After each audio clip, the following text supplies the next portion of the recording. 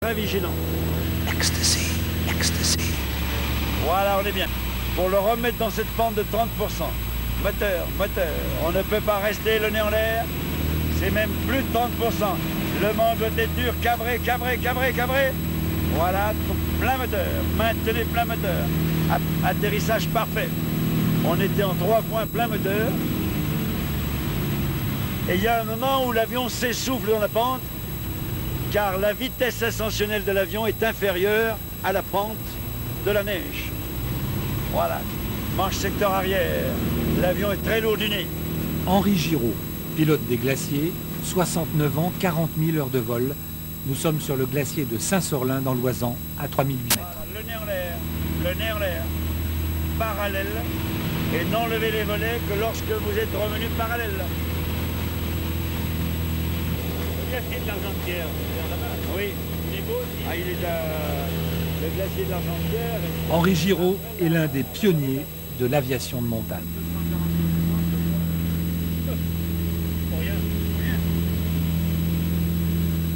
Pour adapter l'avion à la montagne, des hommes, comme Giraud donc, ou Geiger, ont inventé une véritable technique.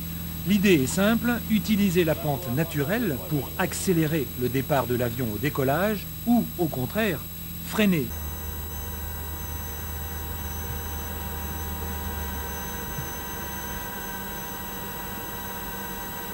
L'aviation en montagne change totalement du pilotage tel qu'il est pratiqué en plaine. Et depuis 30 ans, Giraud fait bénéficier de son expérience des visiteurs venus du monde entier. J'étais à 200 à l'heure. Volet. Je peux pas les décrocher là-bas. Taxi à 200 à l'heure contre la muraille. Malgré, en ce qui me concerne, des apparences de petite folie, c'est une aviation l'aviation d'abord tout court, mais l'aviation spécialement de montagne est une chose très très sérieuse, il faut le dire. Un distrait, un vaniteux, je pense, ne passe pas la semaine. Alors on va faire 4 ou 5 atterrissages sur l'altiport de l'Alpe d'Huez. Ce sont des tours de piste standards. Et un tour de piste, qu'il soit ici ou ailleurs, doit être un extrait de toutes les manœuvres que vous êtes appelés à faire au cours d'un vol. Vous devez donc marquer toutes les phases, décollage.